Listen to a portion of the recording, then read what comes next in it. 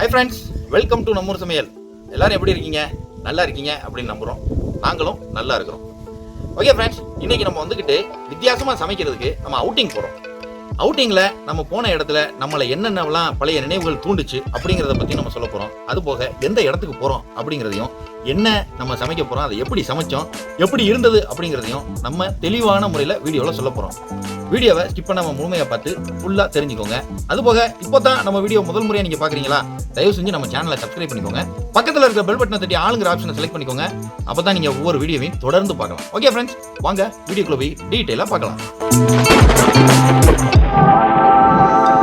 Friends, இப்போ நீங்கள் பார்த்துட்டு இருக்கிறது வந்துக்கிட்டு எங்கள் ஏரியாவில் மனையடியான் கோயிலில் இருக்கக்கூடிய ஒரு மிகப்பெரிய பழமை வாய்ந்த ஆலமரம். இந்த ஆலமரத்தில் நாங்கள் வந்து 95, 98 இந்த ரேஞ்சில் இருக்க போகும்போது இங்கே வந்து தான் நாங்கள் வந்துக்கிட்டு வேறு லெவலில் விளையாடுவோம். மரத்துக்கபடி, மரத்தில் ஏறி விளையாடுறது அப்படின்னு வேறு லெவலில் இருக்கும். இந்த ஏரியாவே பசுமை நிறைந்த பகுதியாக இருந்தது. இப்போ நம்ம ஏரியாவில் வெள்ளாமைகள் எல்லாமே அழிஞ்சு ரொம்ப சோகமான நிலைமைக்கு வந்துருச்சு. மழை இல்லை, இப்படி பல காரணங்களால் இந்த ஏரியாவில் வந்துக்கிட்டு பசுமை வந்து குறைஞ்சிருச்சு. இன்றைக்கி நம்ம இந்த ஏரியாவில் வந்து தான் சமைக்கிறோம். வேறு லெவலாக இருக்குது ஏரியா. ரொம்ப காலத்துக்கு பிறகு நம்ம இந்த ஏரியாவுக்கு வந்தது அவ்வளவு மன மகிழ்ச்சியாக இருக்குது. ஏன்னா நம்ம 90s கிட்ஸ் வந்துக்கிட்டு ஒவ்வொரு இடத்தையும் பார்க்க போகும்போது அந்த பழைய நினைவுகளும் புத்துணர்வுகளும் ஏற்படுது. அதில் எங்களுடைய விளையாட்டுக்கு மிக முக்கிய பங்கு வாய்ந்த இடத்துல இதுவும் ஒன்று.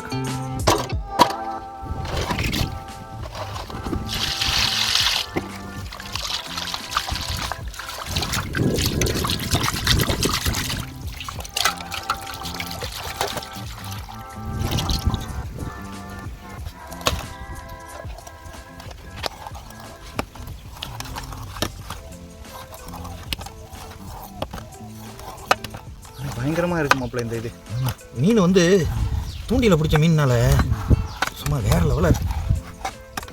தூண்டில் மீன் ஒரு ருசி தான். நல்லா கீரி, இந்த கீரல் இடத்துல பூரா மசாலா போட்டு ஊரில் செட்டாக விட்டு ஊற வச்சு அப்படின்னு சொல்லும் போதே நாக்கெல்லாம் ஊறுது. தேன் செத்துருப்பாங்க மீனில், கடலில் அதானே. இது தேன் கடல் மீன். நம்ம ஏரியாவில் என்ன பேர்? இது வெள்ளை மீன். ஒவ்வொரு ஏரியாவுக்கும் ஒவ்வொரு பேர். ஆனால் வெள்ளை மீனில் ஒரு முக்கியமான தகவல் ஒன்று சொல்லணும். என்ன அப்படின்னா, இந்த வெள்ளை மீன் எந்த அளவுக்கு பார்க்க அழகாகவும் சாப்பிட ருசியாகவும் இருக்கோ, அதே அளவுக்கு இதில் இருக்கிற முள் இருக்குல்ல, இது கடுமையான கடுப்பு கெடுக்கும். இந்த முள் வந்து ஆபத்தானது, விஷம் இல்லை. ஆனால் இந்த முள் பட்டுச்சு 2 நாளைக்காவது அப்படியே கெளுத்தி முள் குத்துன மாதிரி அதோட ரணமாக இருக்கும். அழகு இருக்கிற இடத்துல ஆபத்து இருக்குன்னு சொல்லுவாங்கல்ல, அந்த மாதிரி.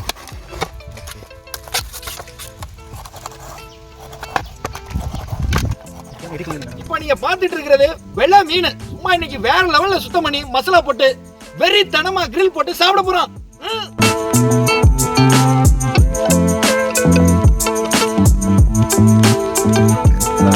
எல்லா இடம் மசாலா வைக்கணும்.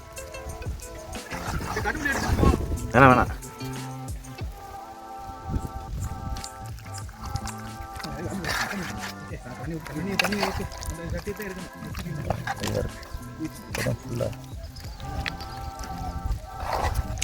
மறுபத்து குத்திருச்சு. 2 வித்து வாங்கிட்டாப்ல. இருக்கட்டும்.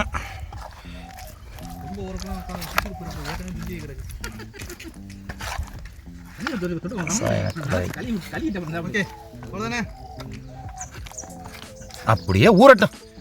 ஒரு பக்கம் மீன் கிரில்லுக்கு ரெடி ஆகுது, இன்னொரு பக்கம் இறாலு, கனவா அப்படின்னு வேற லெவலில் உரிச்சு ரெடி பண்ணிட்டு இருக்கிறோம். சும்மா இன்னைக்கு சும்மா கிளி அப்படின்னு தலைவர் ரஜினிகாந்த் சொன்னது மாதிரி இன்னைக்கு தெறிக்க விடுறோம்.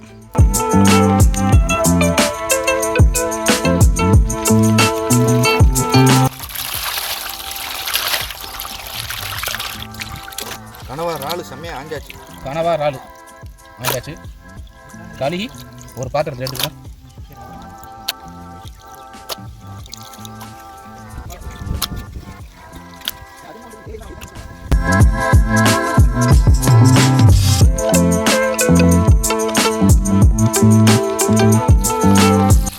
மஞ்சத்தூள் போட்டு ஊற வச்ச கணவாயை வந்துக்கிட்டு இறாலையும் கணவாயும் சுத்தம் பண்ணி தனியாக எடுத்துக்கிறோம்.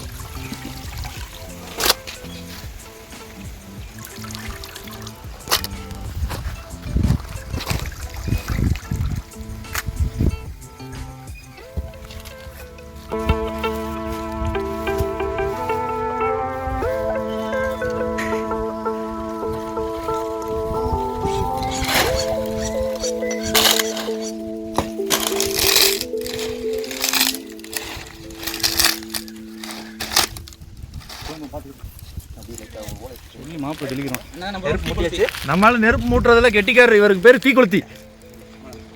நம்ம டீம்ல பல தீக்குளுத்தி இருக்காப்ல. இன்னைக்கு தீக்குளுத்தி வந்து தேவட்ட விட்டாப்ல, அதனால இந்த தீக்குளுத்தி.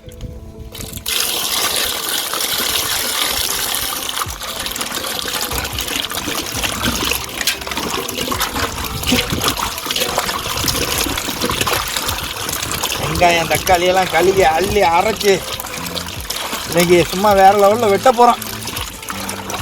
நல்லா கழுவியாச்சுப்பா.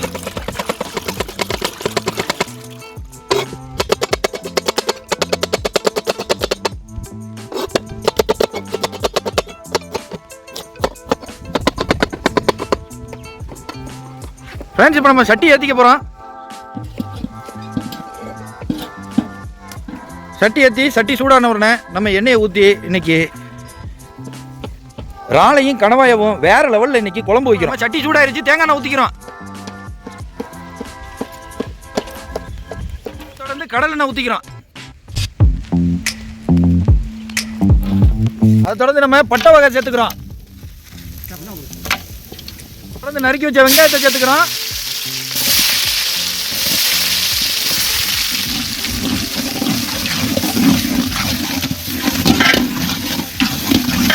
கருவேப்பிலை சேர்த்துக்கிறோம்.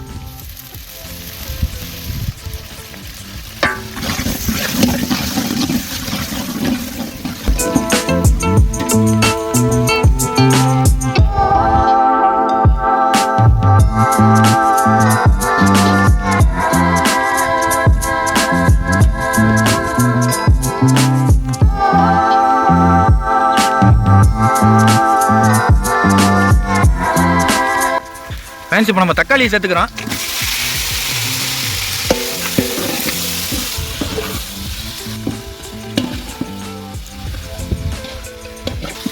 அதை தொடர்ந்து புதினா, மல்லி, பச்சை மிளகாய் சேர்த்துக்கிறோம்.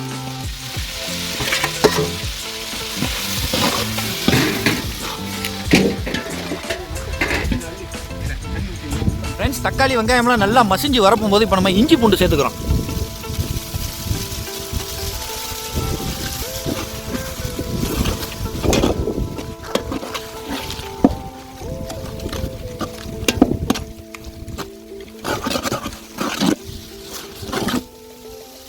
தேவையான அளவு உப்பு, மிளகாத்தூள், மஞ்சத்தூள், மிளகுத்தூள், பாபாஸ் மசாலா,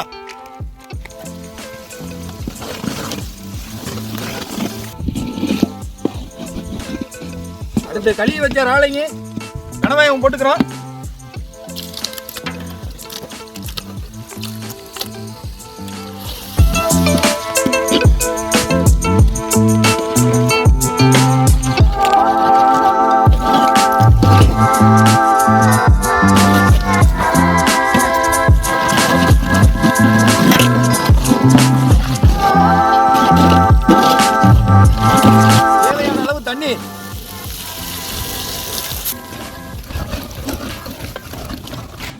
சும்மா இன்னைக்கு வந்து கணேஷ் வேற லெவலில் சமைச்சிட்டு இருக்காப்புல. இன்னைக்கு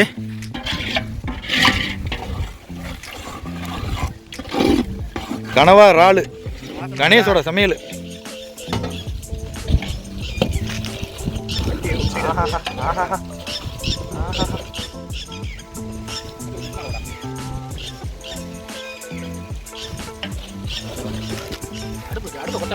ஃப்ரெண்ட்ஸ், அடுத்து நம்ம அரைச்சி எடுத்துட்டு வந்த தேங்காய் கல்லையை சேர்த்துக்கிறோம்.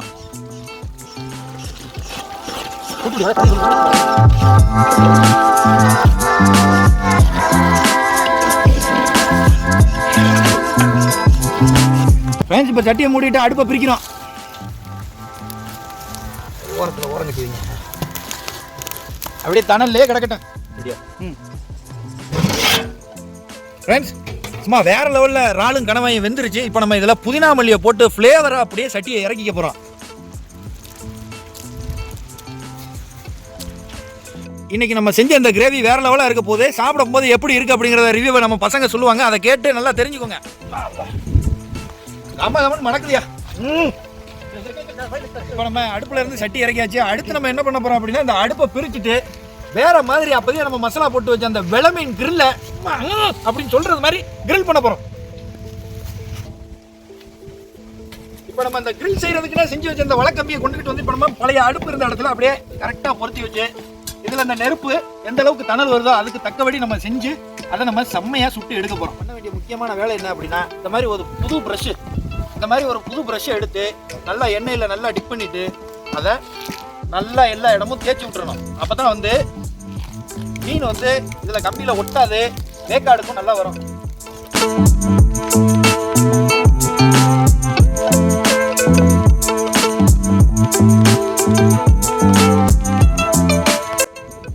நல்லா வெலை மீன் வேற லெவலில் ஊறிடுச்சு மசாலாவோட.